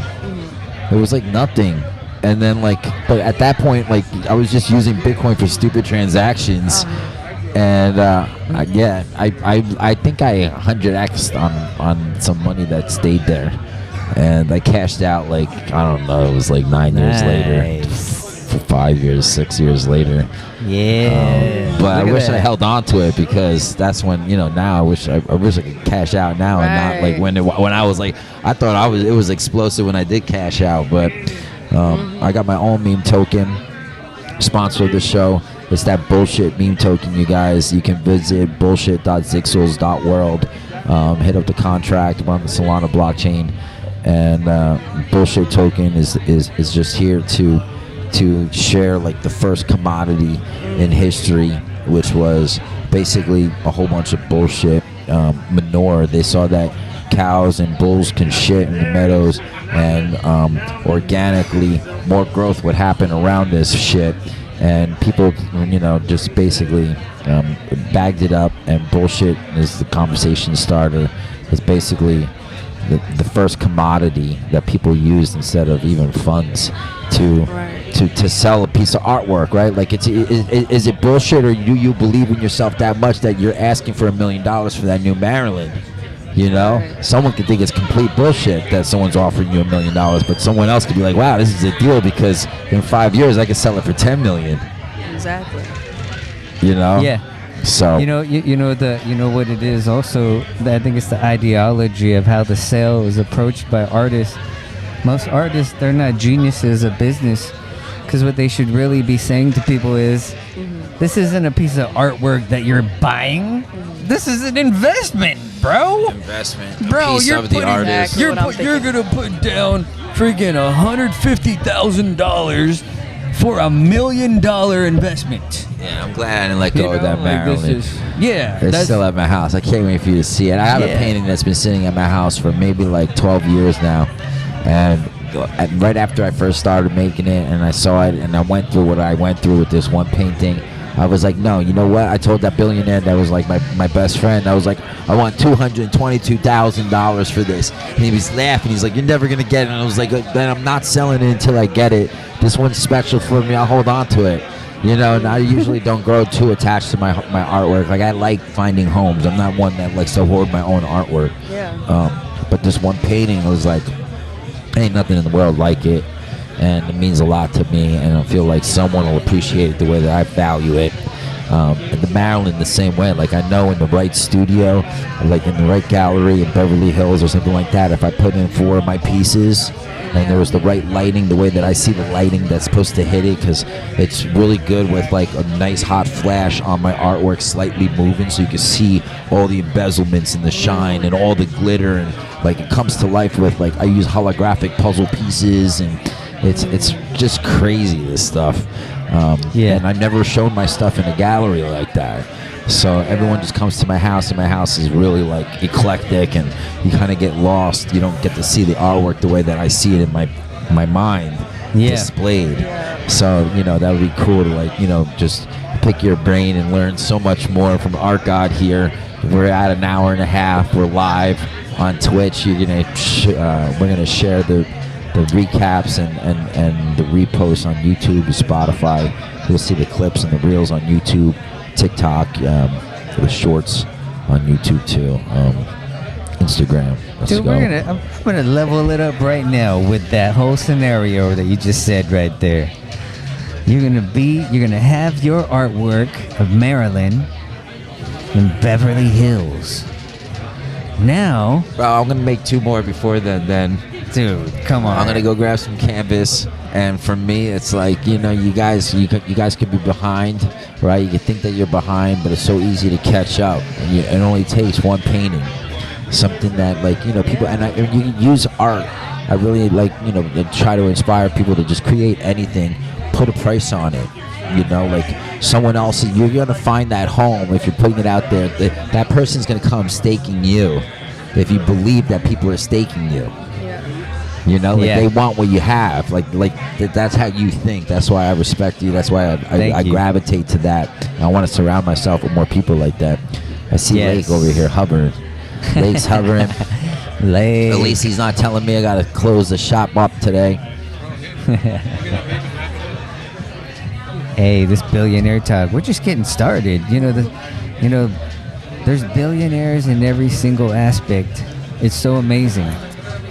If you really, really look at it, when you really dissect everything, I was even studying, like, the billionaire that owns the Dodgers.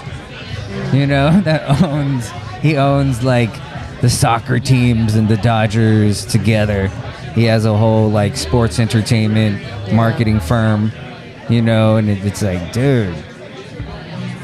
It's like amazing, It's like, then you can kind of see. And it's amazing for, like, the people, watching how, like I said, I've been best friends with, one of the world's wealthiest people, spending lots of time with an older friend of mine that is more than a mentor, is a really close friend, is giving me lots of wisdom, lets me sit down at a business meeting, like I'm sitting there, right-hand man, watching how he handles phone conversations, how he deals with his butlers, his chief of staff, everything, like full, like, and I'm like in all departments of like that home office, contributing a little bit, learning everything from the kitchen to concierging and everything. Yeah. So it's nice to be groomed and meeting someone like you now that gives me even like a huge smile on my face the whole episode, of just like putting, and I had a rough week, you guys, but sometimes you just got to show up. You got to keep showing up and doing something that resonates with you, something that you love. And then that's when all of a sudden the magic happens. You meet people that brighten your day, that change your mood, that give you maybe that energy that you're looking for.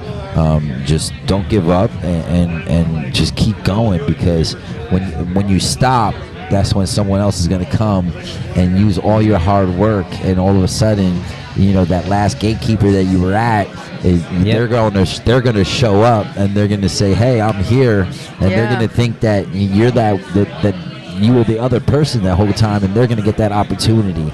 So don't let that opportunity slip by you. Yes. Yeah, I'm not letting this guy go a week without coming to the studio, coming to check out my Maryland in person, so that we could discuss how we could duplicate it, replicate it. There's definitely artwork I can duplicate easily, and I've sold my jackets. Big shout out to Cosmos, Glam Squad on Melrose. They used to sell my jackets, and they're always, willing to, consignment, art pieces that I do and different things. They're always helping me out. I can't wait to have Cosmo on the podcast. He's doing big things and reaching the community. I think I've seen him involved in WWE recently, and he showed up with like one of the Logans, and like, wow, big things coming from the community and the people that are in the network. Over 20 years here, creating different relationships with people, amazing artists. We're a live podcast. It's unscripted, it's unfiltered, it's raw. Yes. And that's it. We're here. Absolutely, my brother. Whoa. Yeah. Wow, he came in strong with some kind of interference. Maybe it was the iWatch or something. Yeah, some strong energy. We do got one seat open at the end. Anybody wants to join us? You guys have some time to come in. This has been a high-powered night. Yeah. Such a great high-powered night. I love it. Yeah. It's good out here. Feels really good. Is this your first time here to the club, or? To the club, I've been here one time. Okay. I've been in the actual club portion. Yeah. I liked it. Yeah, and it was depends playing what reggaeton night. vibes. Yeah, so it depends on like what night you're here. I've seen them do like tons of different pop-ups, and they throw larger events under minimal effort. They do like big holiday parties where they bring hundreds and hundreds of people, if not like at least 1,000 people together, and world-class DJs and artists. It's so hard to continue a party for a year here in Hollywood. People get bored, people get tired, they move on to the next venue, the next production company that's throwing something new and fresh. And this party's been going on for over 10 years. Clinic Wednesdays, every Wednesday, bringing beautiful beats and community together. So, I mean, if 10 years plus strong going in Hollywood, continuous party every Wednesday, hump day, we're here to like just brighten up the week. Come visit us if you're in Los Angeles, if you're downtown. We take the trek downtown to go to the warehouse parties and party with y'all. Come down here on a Wednesday night on Cahuenga, Jungle Hollywood. Come vibe with us. We got pop-up guests on the podcast. You could come sit down, join the live cast, and share your talents. Tell us what you're up to. Tell us if you're working with some billionaires. Maybe you want to find out information on how you can just, keep improving the game and see community here within the fashion world, the creative world, music world. Oh, next Wednesday they do an amazing thing here where they do a listening party. So if you're an artist or a producer, you're working on new tracks, you want to submit your music, every first Wednesday of the month here at Clinic Wednesdays, they open up the floor, the equipment inside. There's different industry insiders, DJs, producers, record labels, agents and things like that, and just people in the community that give you feedback on your album. You never know who might want to remix it, work with you. So next week I'm going to be here with an AI album that I've created called Crypto Bullshit by the Bullshit Beauties. It's a complete AI album all about blockchain, Web3, meme tokens, and these girls that I've created that sing all the tracks. And they're just like empowering women to be like crypto queens and, you know, stack their own bags and live a good life. So it's really cool that I'm going to be doing that audio listening party next week with them. So if you want, come early, 9 o'clock, come to the listening party. Stay for the night market that's here. All these vendors, people are coming together. Some familiar faces. Yeah, we're going strong. We're here. The conversation's always going to continue. Yes, It's the flow. I'm d.Lo. We're here with our God and Shay. Wow, this has been a takeover. The three of us. It's been kind of mellow night. Sometimes it gets wild and crazy. Yeah. I think it's, you know, I stayed sober tonight, man. Sometimes I get in deep. You know how I can get in deep. So, but I had a deep morning. I didn't get any sleep. We had meetings. I'm talking to people from around the world. The genie's in Spain right now. And we're doing big things with New York, Miami. So, you know, it's a 24-hour around-the-clock thing. You got to answer the phones when you can contact people. So, yeah. You know, I didn't get a chance to tell you about the Hollywood movie Billionaire that I met. I think it'd be really, really important for you to know this story right here. We got to work on a Billionaire book together, or like a website. Yeah, the Billionaire book. I can help with the website and conceptualizing that idea out. But absolutely, for sure, we got to maybe incorporate all the billionaires that you've spoken to, and maybe add some of those billionaires if they want to contact us on the production company side and like Genie Productions for Fuck You Money, and contribute some billionaire quotes that maybe if we want to, we can use within the film, so that their billionaire quote, you know, 1 sentence, 2 sentence quote that we would also integrate into like hoodies and, you know, bags and stuff like that. And then you could look up, you know, which billionaire said it, learn more about that billionaire, and they can even give you like a quick lesson on a website of what that quote means to them and how to achieve it. Yeah. So big things happening. I mean, I keep visualizing new and new. Well, I'm outside the box, y'all. We're here deep in the jungle. So the vibes are right. Everyone's over here vibing. It's good times here. Great times. Oh yeah. You know, it's so random how you can meet billionaires. Like the movie Billionaire that I met, I had a business partner, and his daughter was friends with a billionaire, and she was the daughter of a billionaire, and it was they invited me to a birthday party at their mansion, and this is in Pacific Palisades before the fires and all this stuff, but a while back. And then they had a mansion property out there that just overlooked the ocean. And then I met the mom. The mom, her name was Valerie King. And so Valerie King was the wife of the billionaire. All that I knew was he was a billionaire in the movie industry. And then my partner had said to me, "Oh, he's a pretty big deal." I was all like, "Really?" And he was all like, "Yeah, he did all of Leonardo DiCaprio and Martin Scorsese's movies. He's the billionaire that put the money in for that." Yeah. So I was all like, "Oh, wow." And he's like, "Okay." So I went there. And owns a studio of some sort, big production. Yeah. At least a financing company that like. This guy's won major Academy Awards and all that. I think he did Hugo, The Departed. Okay. Like he funded all those movies. Wow. So he, anyhow, I met with the wife over there, and they're partying. Miss King, right? Miss King. Yeah. You know, she loved to party. It was amazing.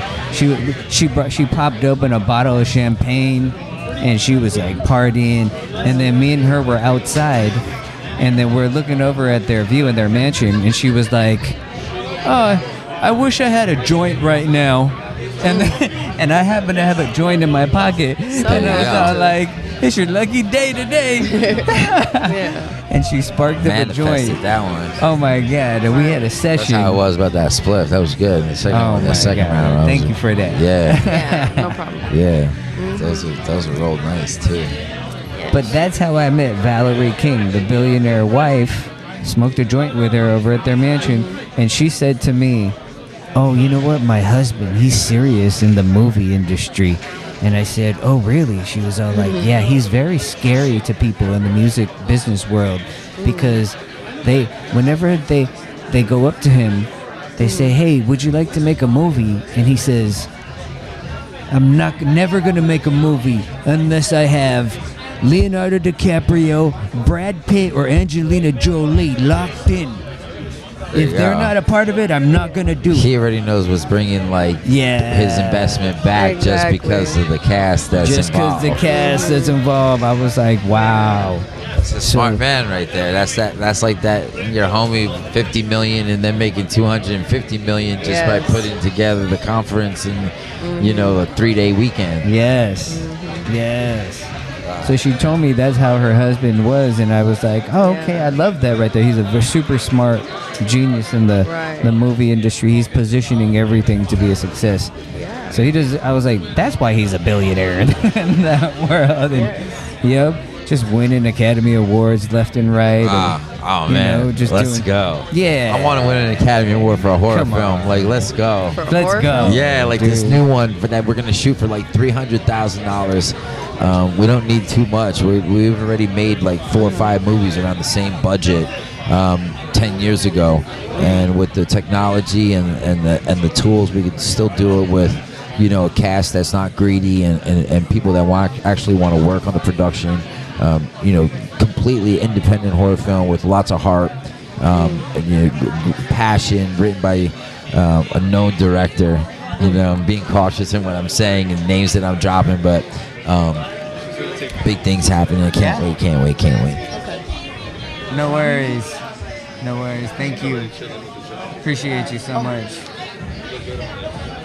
Oh, see, jackets are moving and grooving. Yeah, my shirt's knitted. I got like holes in it. We love you, man. Good to see you. Thanks for shopping in. Yeah, man. Love seeing your face. Come here every weekend. My brother. Yes. Every week.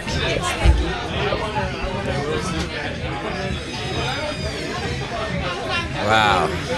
I can't wait to get some food after this. I'm getting hungry. That's how I'm feeling. Yeah, I see someone else went after those cheese crackers. Was that you? Was that you, Shay? Mm-hmm. You were in. They were good. Speaking of that. Are we still going in? I think I could take another one. Yeah, go ahead. Hey. Oh wow! Thank you. Yes. Oh yeah. Stay hydrated. Make sure you get your chips on. Right? Some cheese and crackers never hurt. Never hurts. Gotta have those snacks. Right? But the billionaires are in every industry. They're in multiple industries, in this world. So it's amazing. It's amazing. Right now, What's amazing is sometimes they're like walking amongst us, right? Oh yeah. These Yes. billionaires. Yes. There's case studies of maybe billionaires' sons, and I've known some that have some museums here in town. Grandsons or cousins that they're literally on the street, with maybe some mental issues, and they don't need to be homeless or walking around and kind of rejecting the world, but they do that to see this other side to things, to see how people treat them in a different environment where they don't know who they're talking to. They've What was that one show where they go undercover bosses? Mm-hmm. Yeah. Yeah, That's what that sounds like. just like that. But Oh yeah. yeah, it Damn. means a lot to them to actually put themselves back in that scenario. Like Yeah. we were talking about, we can respect that billionaire who loses it and makes it back again. Yeah. Exactly. That's what that show's about. And then they were even kind of like, oh no, I could do it too, and it's Right. not all of them can do it. A lot of them crack. Yeah. They get used to their lifestyle. They think that they can. Yeah. And, they don't have that heart, that drive where it's like, I need to survive. I need to make it. Yeah. Yeah. Oh man, I forgot. Dude, I forgot to tell you about. See, I have a billionaire friend of mine also. This is a different one because there's so many different personalities Yeah. that he doesn't need money ever. He never needs money. So his issue. I can't wait till we meet one of these horror film independent. I love Danny Lopes. And I want to just, buy Maryland billionaires. Right Yes. there and then. Let's go. Yes. I mean, we're working with them. And, it's great to be funded and get some capital and create, like, some kind of platform, even here on this podcast, where if we had like a billionaire backing us and like we did like a little 15-20 minute segment where it was like, bring your best ideas, this is the Shark Tank edition. For the next 20 minutes we get to pitch our billionaire who's watching live at home, and if he likes it, he's gonna give us a thumbs up, and you're gonna get like some capital and seating to like help your dream come true. Yeah. Yes. That'd be really fun. Yes. Right. Let's go. We're here, shouting out ideas. We're creating the show as we move along. The different, many months now that we've been doing the show. It's really cool to see like what this thing has evolved into, and to see, the amount of light that's coming in, and see where we're going with all these different projects and people that are here. It's amazing. Yeah, we have the ability to actually level everything up for everybody's life. Everyone's life, like right now. All it takes, honestly, as well, too, is the discussion about art on a financial level of innovation and philanthropy, doing something great for people and humanity. What do billionaires want to see humanitarianism? They're like, oh, you're doing art, mental health therapy for all the children that have autism? Here, let me write you here's a $10 million check. Yeah. There you go. Boom. Yeah. It's you gotta just have that, your state of mind, understanding what billionaires want to invest their money back into, which is humanitarianism for children, for growth, for health care. Michael Milken raises money for prostate cancer. That's like a big aspect of what he raises his funding for, and also technology within the healthcare industry. Yeah. So it's just challenging the thought process of what we want to create through art. Man, we could raise trillions easily because there's no cap. Yeah. So we just have to make the decision. What do we want to raise funding for, and be intentional about that. That's why we have to start living life like it's our last day alive. And when you start doing that, then you start living life and making decisions today. Yeah. This is what we want to create to raise funding for it. We're stating it out right now. We're not holding it back. Wow. We're going to raise funding for children. And I always say, for me, I'm the art god, the master artist. I want to teach the next children of the next generation. Right. I'm not going to be here forever. I want them to learn what I did, but do it 1,000 times greater than what I did. Yeah. Yeah. That's it. I mean, I'm here. I'm like I'm here like a student, just trying to absorb and enjoy and learn, because it's infectious. It's like, it rubs off, and like it gets me excited, and that's what you need. Sometimes you need that spark, that muse, and the muse could come in the form of a relationship. It could come in the form of like admiration, or maybe just even your own self-worth. You can be your own muse, but like to have someone here that's in one sense you're so passionate, and your worth, and you're so confident to say you're a master of your craft, but you know it, and you get the admiration that solidifies and affirms your own belief, which even makes you stronger, and even being blessed by like Manny showing up and telling me like to be aware of the legend and the power that is next to me is even like a really more intimate, closer thing. So, yeah. God, cool. God blessed me as the art god to be able to humble people with art. Yeah. It's really amazing. I speaking of another billionaire, like I met this guy named Martin Katz off of Rodeo Drive. He has like a $100 million diamond collection, like in his store. And a friend of mine brought me in there to meet him, and he's sitting down in his Rodeo Drive store, and I'm like, "Hello, Martin. This is the art god Martin." And I shake his hand. "How you doing, Mr. Katz? It's good to meet you." And then he's all like, "Art god, huh?" And I said, "Yes, I'm the art god." And then he says, And then I sat down with him and I said, "Yes, I can draw anything. I'm a master at what I do." And he pulled out this diamond. He set it on the table. He's all like, "Draw that." And then I pulled out my sketchbook and I just drew it like right in front of him. I just went it. And then like he looked at it and then he was just like, "Yes." Yes, you got it. You got it.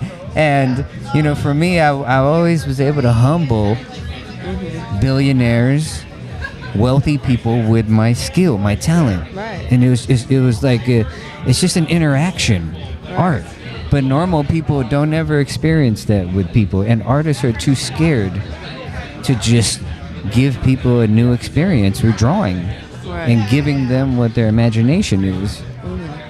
Testing the imagination, saying, "Whoa, he really did that in front of me. I challenged him and he did it." Oh yeah, I work good in front of people because you know what I mean? I like how close. I like the reactions that I'm getting. I pay attention to people's interaction with how I'm like aggressive with the canvas as opposed to being gentle and placing something, or like completely rubbing something out and like starting fresh. Or you know what? Here, check this out. I saw an art project. It was an art performance art that this artist did in Miami. It might have been in Art Basel, but this total fuck you money. You know what he did? They brought out a freaking Lamborghini and Ferrari, and then they took a bunch of paint, and then he had a big old crowd, and he's all like, he just grabbed the paint, and he's all like, he jumped at it, and like, boom! I know. Just threw it right onto the Lambo. And that's fuck you money. That's real. That's a real fuck you money. Like, and someone even buying the attitude, Lambo as an art piece just to have in their living room because they can. Trashed it. Like, I think here's another fuck you money art. Somebody took a Lambo and just like hung it like on the side of a wall in their living room. Hung Like, it on the side that's of a my wall. art right there. A Lambo on the wall. Totally. You know what I mean? Like, guaranteed. Imagine these people with airport hangars that just have hundreds of cars. Dude. Each car is 200,000 plus, and I got a private jet on the wall. Wow. We could probably commission that to the same person that bought the Lambo. That's what I'm saying, right? Step up your game. Step your game up. If it works once, it'll work twice, possibly. Dude. And then the third part. Then we hang up the airport sideways inside like your own city. Right? Sideways airport. He's got a skyscraper like on the side of his wall. Wow, you guys, we're gonna be closing up the show. We're headed up to 2 hours. Dude, what a great show! Amazing show tonight. This was the first time I think I just had my starting panel with me the whole night. Yes, it was kind of chill vibes. It wasn't an aggressive night. Usually, this is all open, depending on who's spinning and the nights. What else is happening in town? The flow here at the Jungle for Clinic Wednesdays. You never know what you're going to expect. The same thing with the podcast. Sometimes it's overflowing and busy. Other times it's mellow. And you got this vibe that's just kind of, chill. But you can definitely come here every Wednesday and check out the vibe. Different vendors. Really cool, one-of-a-kind pieces. Top-notch sounds inside. Great sound system. And don't forget to tip your bartenders. Absolutely. Yeah. Thanks for being here. You know what? We got Archive. We're going to continue this. We'll do some edits and some maybe we'll record when you come over. Yes. We could do some quick updates and even maybe try and do some pop-up conversations. But vendors are going to be starting to pack up, so we could clear out the patio. Join us next Wednesday. Yes. If you want. Absolutely. Definitely come. Join I love us. that. You never know. And Dude, Manny, it's beautiful here. Manny will be here. It's Shay. Oh yeah. Yes. Anything going on with you before we go? Like this week, what's going on? You just kind of. What's going on with me? Okay, Yeah. so You got something planned for the weekend, or? plan for the weekend. Well, hopefully I get some rest in. But me personally, my rest consists of being at the gym. I'm training to be Alright. a personal trainer. Oh, nice. Yeah. That's Yes. good. Motivate people to be better versions of themselves and Yes. Definitely need that. and get that heartbeat going, get the cardio in. A healthy life. Yeah, balanced lifestyle, healthy. Yes. Thanks again for watching live here. It's been an amazing broadcast. Thank you, Art God, Shay. Appreciate you, my brother. We'll see you next Wednesday, y'all. Love y'all. Love you guys.